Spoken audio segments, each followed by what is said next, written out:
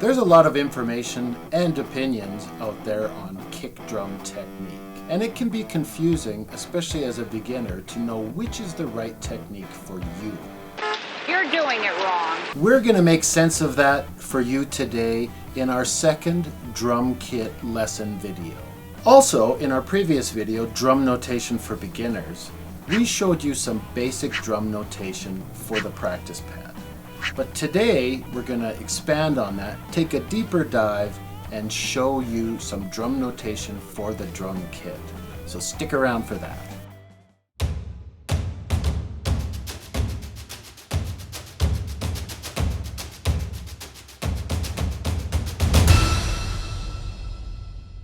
Hi, I'm Steve with Roots of Rhythm, and there's basically two schools of thought on the kick or bass drum pedal technique.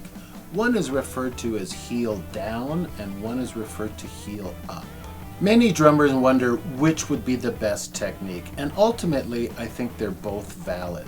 But which is the best for a beginner, and which ones suit different genres of music? I don't know. I don't know. I don't know. I don't know. We'll answer those questions for you today. Let's go take a look. We talked about hand technique in an earlier video, but we haven't yet got into foot technique, specifically kick pedal technique. Myself, I learned to play heel down, so let's start with that, and we'll talk about the pros and cons. With the heel down technique, you definitely have more control and stability in the beginning, but you need to work a little harder to develop power and speed. The power comes from your knee down, so you will need to work on developing strength in your shin muscles. With the heel up technique, you can definitely achieve speed and power more quickly, but accuracy and control may suffer, especially in the beginning. In order to get that control with the heel up method, you need to develop balance and core strength. With this method, power comes from the hip down because the whole leg is used to activate the pedal. But in order to achieve speed, certain techniques like heel toe or slide technique need to be developed. And as far as the type of music you play, there's no hard and fast rule, but typically lighter styles favor the heel down method like jazz, country, easy listening, whereas rock, heavy metal, those types of things tend to favor the heel up method where you can get a lot more power. However, in the end, what works best for you is the most important thing. Either technique can be applied to any style of music. But my recommendation for the beginner would be to start with the heel down method because you have more stability and control, and the speed is a little easier to develop. Then, if you want to add more power or high speeds later, then you can start to work on the heel up method. Myself, I learned to play heel down, but I am learning the heel up method, and I've documented that and some of the other new techniques I'm learning in my Back to the Beat series of videos. So subscribe to this channel so you can keep an eye out for that. One final word on kick technique.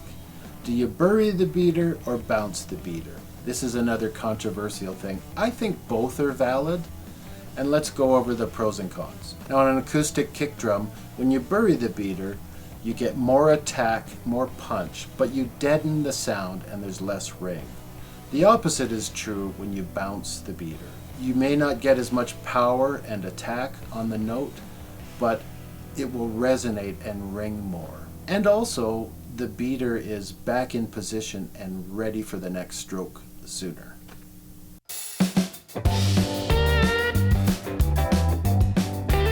Many of us just want to jam, and we might think that learning notation isn't necessary, but learning the notation will help your progress and your learning grow exponentially. I have to do what I have to do. It's like learning to read and write in your own native language. Once you do so, you can learn so much more, much of it on your own, because you can read it for yourself. As I mentioned in the beginning, in our video, Drum Notation for Beginners, we went over the basics of reading music on a practice pad. If you haven't seen it, please watch it first to learn the basics. But now let's take a look at how multiple instruments or voices are captured in drum notation. Now for most musical instruments, the different lines and the spaces in the stave represent different notes on the scale. However, with drums, because we don't play the different notes of the scale, the different spaces and lines are used to represent different drums or cymbals. Now here's what the different voices look like on the stave. Now here's another graphic that really helps to show the layout of the drums versus the stave, and will hopefully help you to remember. Now most commonly used in drum notation is going to be kick, snare, and hi-hat or ride cymbal. But toms will be denoted for fills and for the occasional beat that involves the toms. Okay, now putting all of that together, here's an example of what the typical beat would look like.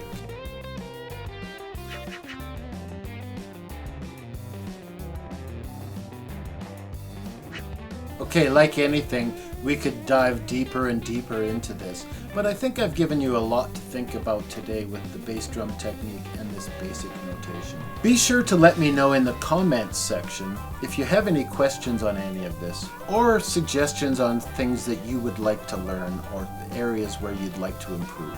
Also, in our upcoming videos, we're going to be talking about practice routines, resources.